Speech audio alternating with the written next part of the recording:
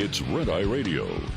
Gary McNamara and Eric Harley talk about everything from politics to social issues and news of the day.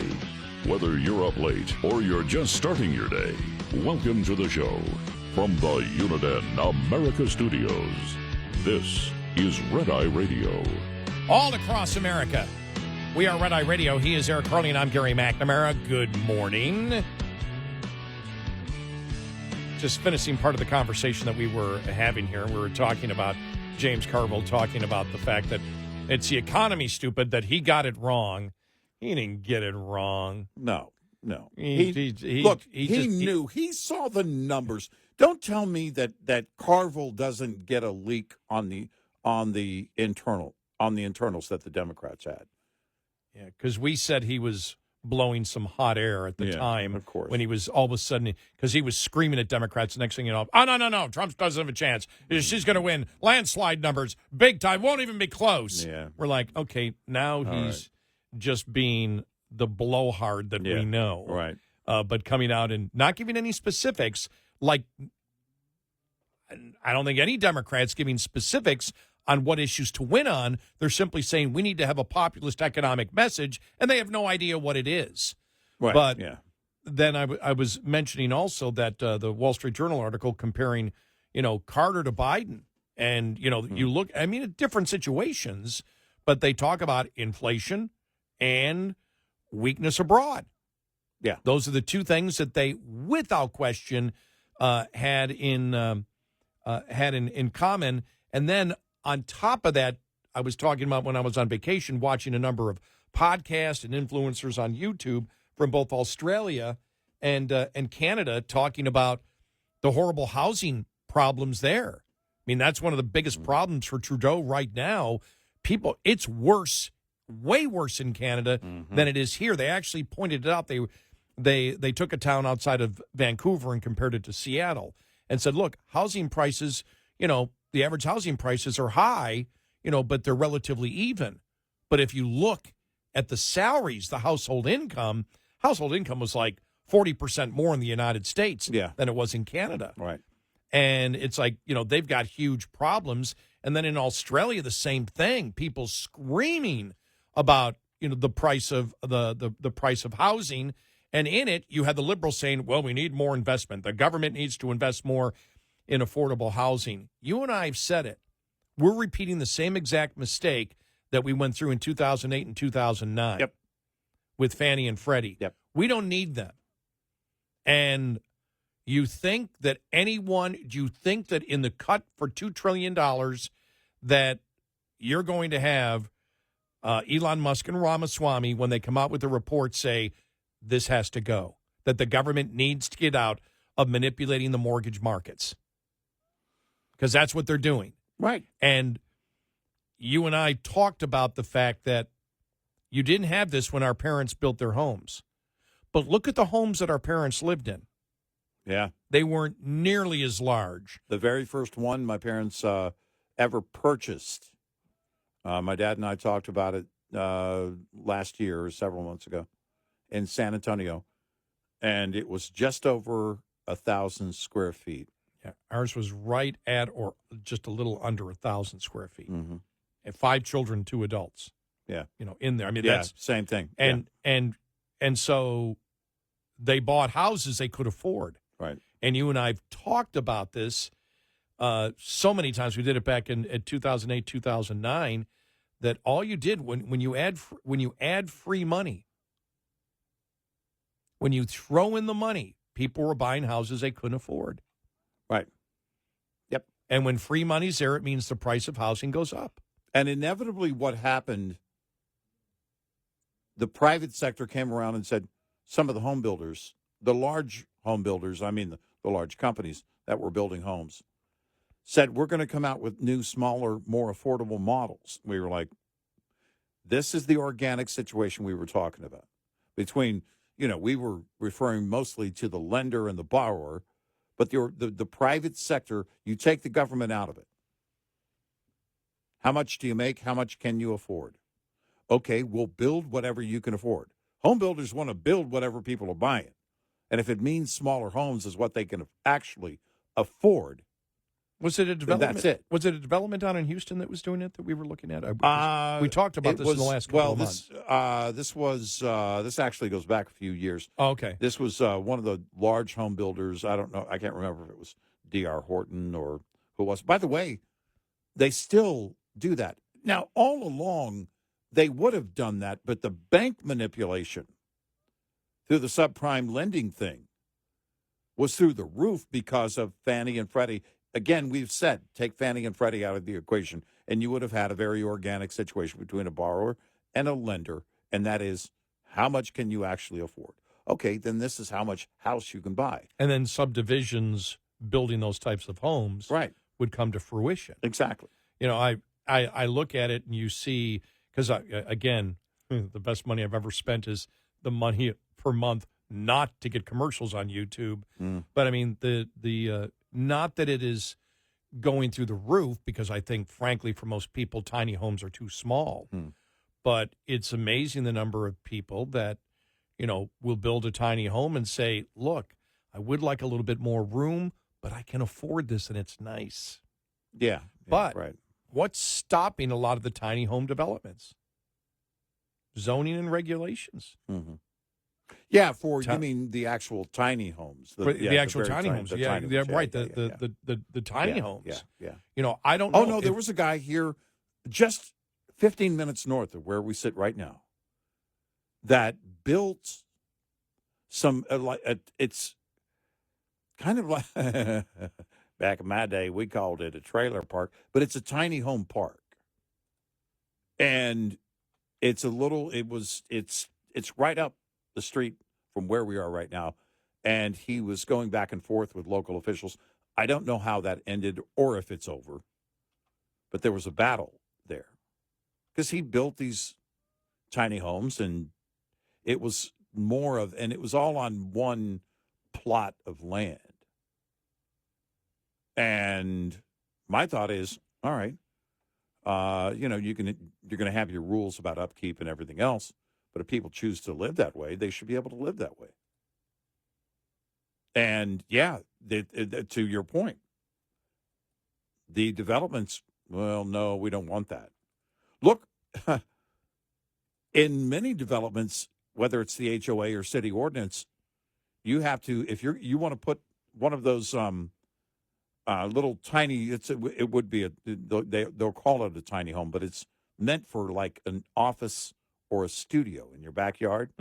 Yeah, you're going to fight on that one. Oh yeah. You know, and so it's when the government gets involved, when Fannie and Freddie got involved, when there was the implied government backing, you know, that's where it all went south. Take Fannie and Freddie out of the equation. And you don't have that situation. It would have been exactly what our parents went through. When that all started, the government went to the banks and said, hey, we want people to get out of these poor neighborhoods and have the, American dream, home ownership. The banks were like, yeah, we can do that, but we're going to have to qualify them for this, and we're going to have to charge them more if they have poor credit. No, don't do that. We'll have these government-sponsored entities, Fannie and Freddie. And then we can bundle these things, and investors will love them because the government is backing them. Right. And that's exactly how that went down. Take Fannie and Freddie out of the equation, and investors wouldn't have had any interest in doing what they did. Because that's where, like, The Big Short, they leave out a massive part in that movie because they go after the investors and, right. This is what Wall Street did. Well, it was a gift to Wall Street. Don't give them the gift to begin with. Don't facilitate it. It was almost, and we always gave the analogy, if the government gave you $5,000 to go to Vegas, to get on a plane and go to Vegas, go to Vegas, guaranteeing you that you would return with that $5,000. That no matter what you return with the $5,000, no matter what, would people act responsibly? And is Vegas to blame if the government did that? Right. because it was, and so you look at and you see, I mean, the couple of the podcasts I was watching from Canada, they were talking about the fact that you've got, and same in Australia, where you've got apartment complexes now that are basically renting rooms for $300, and they have 6 beds in them. I talked to a young person. I was on a business trip, and they were in charge of getting me to where I needed to go. And she was telling me, she lived in the Bay Area at the time, that she rented a half a bedroom, basically a bed, like just what you're talking about, in the Bay Area because it's so expensive. She basically rented a bed. And there were 4 bedrooms in the house, 8 people. And I think it was $1,000 a month at that time. That goes back 10 years maybe. And now that's not, because, you can choose to live in the Bay Area or not. If you want to, then it's going to be expensive. But that's the reality that's going on in many parts of Canada. But it's also the reality, not maybe to that extent, but it's the reality for more and more people of, all right, we're going to have roommates. We're going to have to live with mom and dad. We're going to have to, consolidate. This is something that they have seen in Japan for years, where you have multiple generations living under one roof. And when the economy hits hard, when you can't, when the government, the people in charge are making the decisions not to expand the economy, then people's buying power goes through the floor. They're never going to get above water. We've talked about this with inflation. Trump said it recently, too, and I'm glad he did. He said it a couple of times, that he can't bring prices down. So the idea, is that you've got to expand the economy in order to increase the buying power to get people back above water. That's the idea.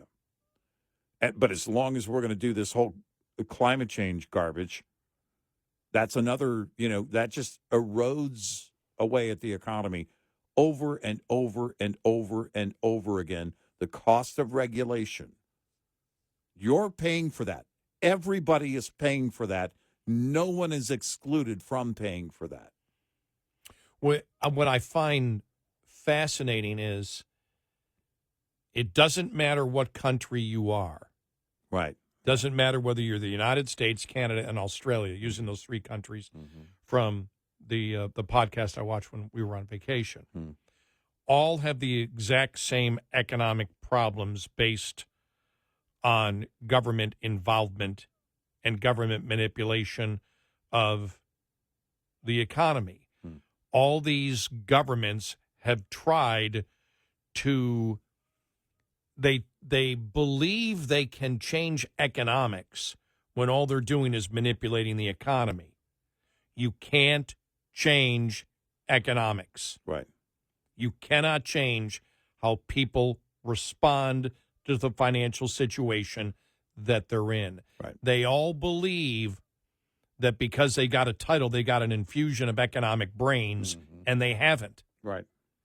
And they all believe that the central government can run an economy better. There are even some people that voted for Trump because they believe Trump can run the economy better. Yeah. Not the government, but they expect, not all, but there are the real populists that voted for Trump that say, well, he can run an economy better. You didn't elect Trump. Trump isn't elected in the United States to run the economy. Right. Now, through tax policy and regulation, he can help or hurt an economy, but even he can't change economics, and that's how people respond to incentive. It's that simple. Yep. And it's funny how everybody went down the same path, and it's the same problems no matter what country you're in. Right. Because it doesn't matter what country you're in. It doesn't matter. Economics is always the same. Right. 866-98 Red Eye. This morning's USDA Farm Report is brought to you by Howe's Products. Tested, trusted, Guaranteed since 1920. One of the more notable ag economic stories of 2024, lower farm incomes and tightening margins.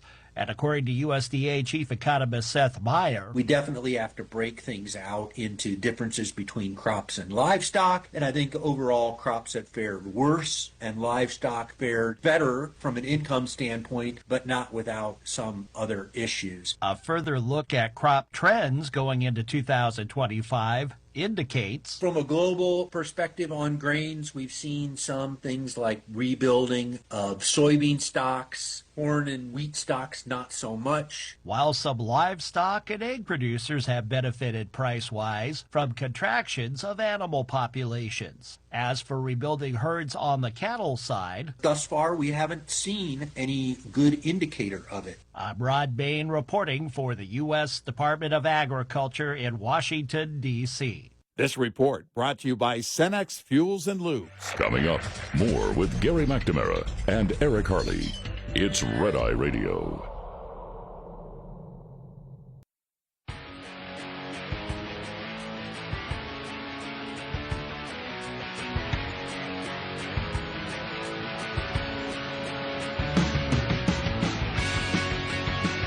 It's Red Eye Radio. He's Eric Harley, and I'm Gary McNamara.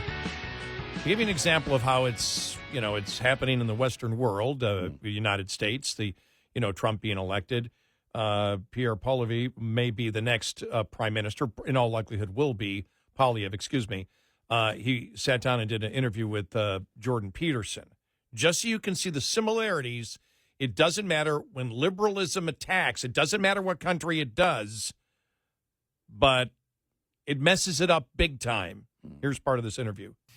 Well, first of all, there's the bad news and the good news. The bad news is that people feel like they've done absolutely everything right and their lives are trapped. Young people say, look, okay, I went through, I got an education, I work nonstop, and I have made the calculation that there is no mathematical path for me to own a house. Mm-hmm. It's just not possible. In Toronto here, for example, if you take the average income and the average house price, it would take you 29 years to save up for a down payment.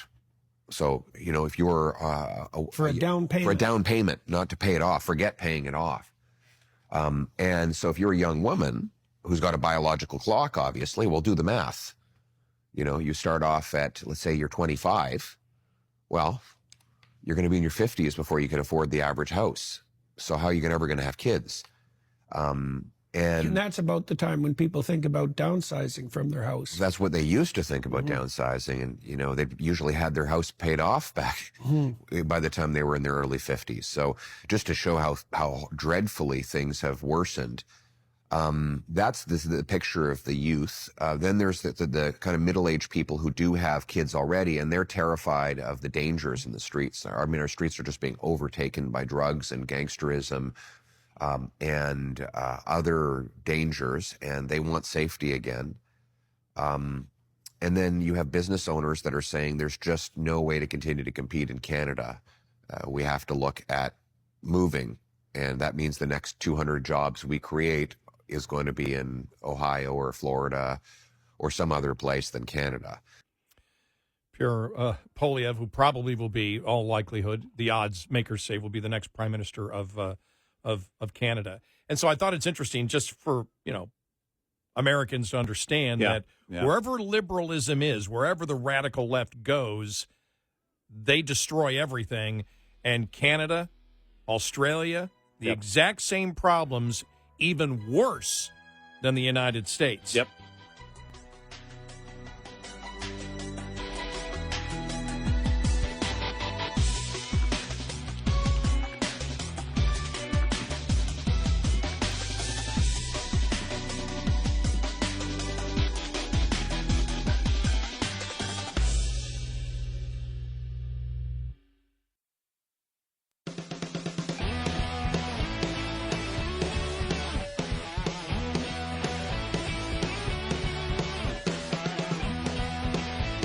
The show that never stops. Red Eye Radio.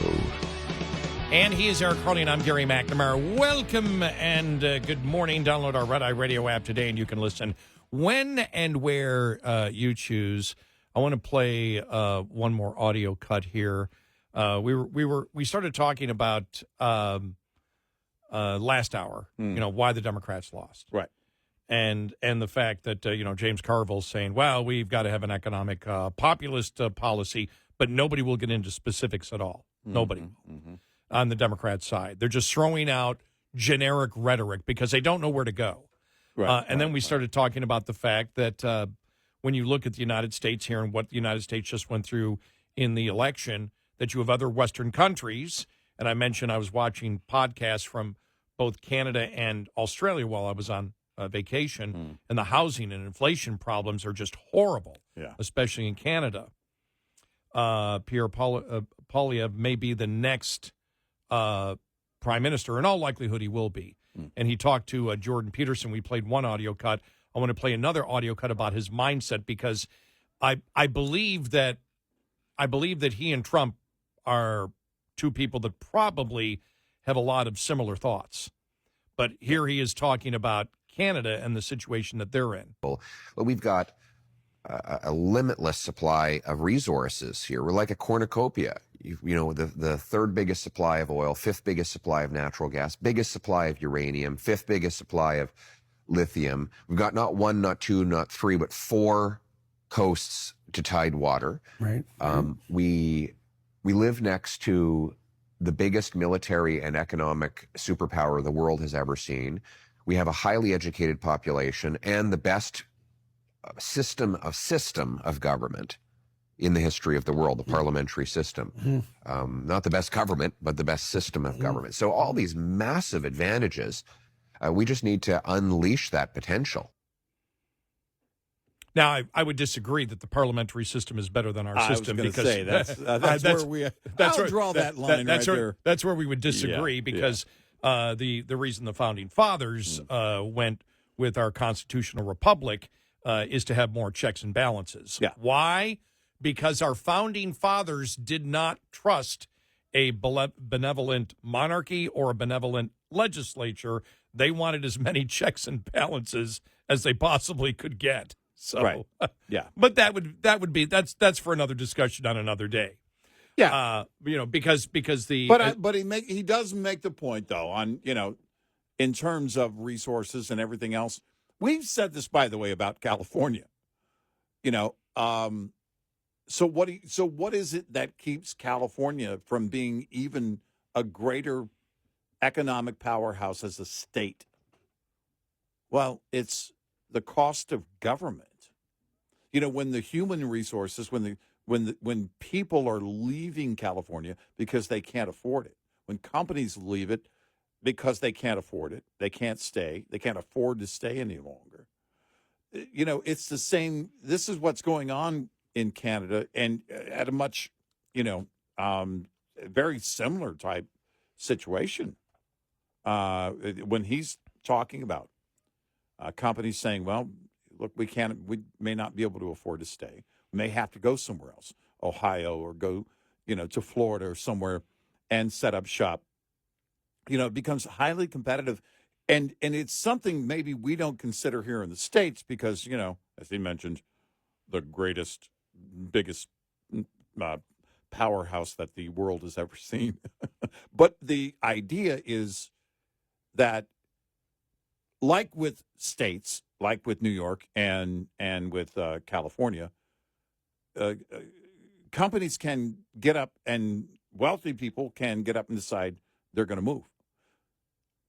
With Canada, same thing. Look, we can just go to the States. It's not an easy thing to do, but again, at some point, you can't afford to stay.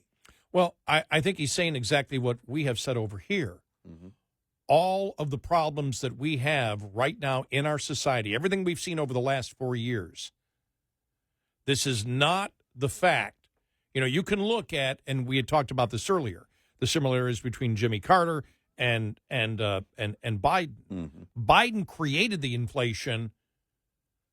Carter did not, but Carter couldn't solve the inflation problem. Right. Did not want to go down the path of what was needed to solve the problem. of inflation. But everything that the United States, every major problem we have right now in the United States is self-inflicted. That's what Polyev is saying about Canada. Exactly. Same thing. Yeah. This is all self-inflicted. We don't need to have this. And when he's talking about the United States, he's talking about it in a positive way. Right. You know, because the biggest military power, we're not going to war with Canada. Right. And so the security that gives them to unleash their economic might, along with having the biggest economy in the world right next to them, gives them unlimited potential, just like the United States. We have unlimited potential. The only thing keeping us from reaching that potential here in the United States, and Polyev saying the same thing about Canada, one thing, people and wrong decisions. Yep. It's all of these. Every bit of this is a choice. Yeah. Choices that were made. And you mentioned it. There it is right there. Two stories. National Review, both complementing each other. The American Dream, not available in California. Census Bureau data shows Californians are still leaving their state. Yep. U-Haul released its annual survey of net migration patterns using its truck. California experienced the greatest net loss of do-it-yourself movers in U-Haul equipment and ranks 50th for the fifth consecutive year, people wanting out. I kid you not, by the way, anecdotal evidence, but I did see it while we were on break. I was driving to my mom and dad's, which was about 2 hours away, and it was a U-Haul, and they were towing the car behind, and the car had California plates. Really? True story. I had to giggle. But I feel bad for the people that, because I always think of it this way. Texas is where I've lived all of my life. My family is all in Texas. I can't imagine if I couldn't afford to stay, if I had to get up and leave, I had to make that decision. It's not easy. There's great opportunity, and it will mean greater things for your immediate family, but leaving your home behind is not, for those that are leaving the place where maybe they were born and raised. Now, some of them will look at it and go, you know what? I'm glad to get out of there. But some, emotionally, it's really hard to leave your family behind if you've got generations you're leaving behind, your parents and your grown siblings and everything else, I'm blessed to be able to go back all the time, but it's tough knowing my dad's going to be 99 soon. Right. And you always in the back. It's always in the back of your mind. When I left him last time, always in the back of your mind. Right. One case of the flu at 99 or 98.6. Right. My father, that's how old he is. My father is body temperature right now. But no, I think about it every single time. Now, I didn't move specifically because of tax policy. That's the business that I'm in. Right. Opportunity, basically. Opportunity and with that meant, more money also. Mm-hmm. But I look at New York today and, I don't know what I would do. I've had friends move. I have two of my best friends that still live there, but they're always talking about getting out. Yeah. And, many of us have been in the situation, leaving a small town. My wife and I did that years ago, and we only moved a couple hours away, but it still sometimes it feels, on the days that I can't. If there's an emergency, I can get in the car and I can drive. I can be there in 2 hours. But, my parents, dad will be 92 soon. Mom is 87. And same thing. Like we've got here in a few hours, I'll call Dad as he's getting up and about. Double check to make sure he's got everything secured for the polar vortex coming in. His pipes, his outside pipes, they wrapped? He's only got 2 pipes, that are in the wall. The faucet's in the wall. And I'm pretty sure my sister has already gone over there, but I'll call him. Yeah, you worry about these things. Is everything okay? Have you had your heater checked? Everything good? Have you run it lately? That kind of thing. My dad is very capable, as yours is, but still needs a little help.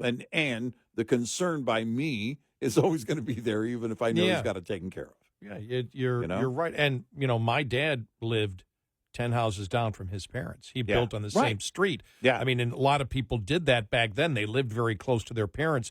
It's part of the culture. So when people have to move, it's sometimes painful.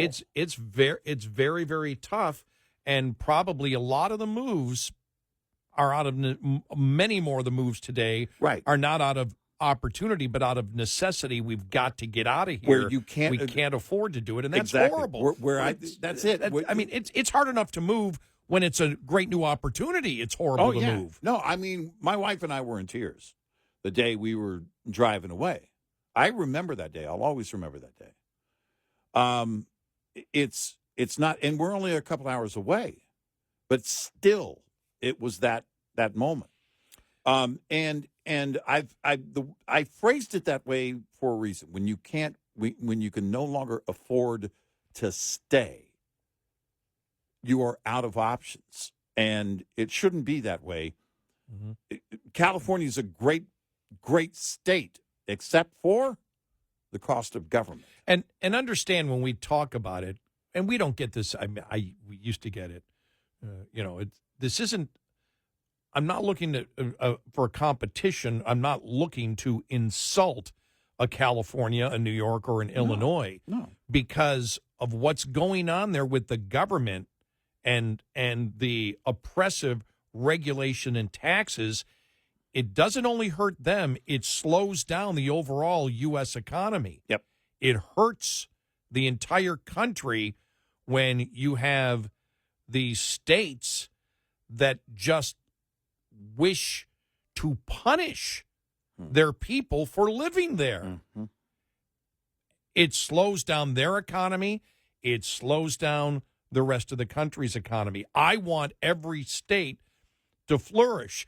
California is a beautiful state. Gorgeous. New York is a beautiful state. I loved living in Illinois. They're all great places with great people. It's just, sorry, they think wrong. They don't think in the most positive ways that will benefit their population economically and make their life easier. The government is making the lives of these people harder. Government is not enacted to make your life harder. When he was talking about Canada's resources in that audio, you think about all the resources in all the different states. It's just amazing. Just amazing. University of Nebraska did a study recently on a newly found reserve in the ground of hydrogen. Oh, yeah. And we talked about according to the University of Nebraska, it could power the world, for a long time. Now, that's a pretty big claim, but it's a huge, huge reserve. It's shallow enough to access, deep enough for storage, because that's one of the conundrums. You get it above ground, how are you going to handle the storage?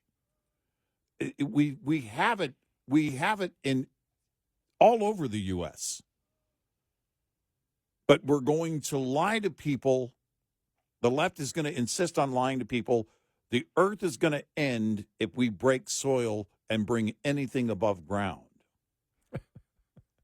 Yet, of course, they want to hide the numbers of the mining that is required for solar and wind as well. They don't want you to think about that. They don't want you to think about the truth. They're being delusional, as they have been on major items. It's time to end all of this and go back to what we have been doing. And I don't know, someone should use this politically. Make America great again.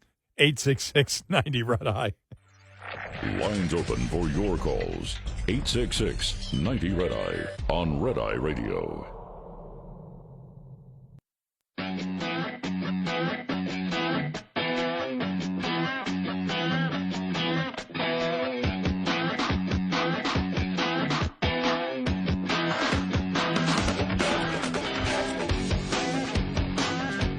Red Eye Radio, he's Eric Harley, and I'm Gary McNamara. Speaking of Pierre Poilievre talking about who may be the next Prime Minister of Canada, that the parliamentary system is the best system of government, and we said, no, it's not. Yeah. We want the separation of powers. We want more separation of powers in the parliamentary system because, we don't trust human beings. Exactly. Yeah. And that's what the founding fathers thought. And I thought about it. Could you imagine if today Congress had to elect a prime minister that came from Congress and not just a Speaker of the House? Yeah, no. Absolutely no. Yeah, right.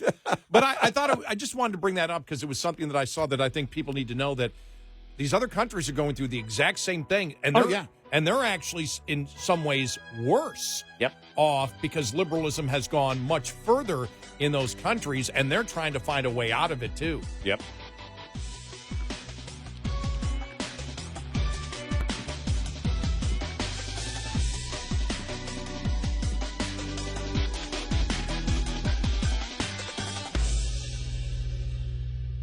This is Red Eye Radio on Westwood One.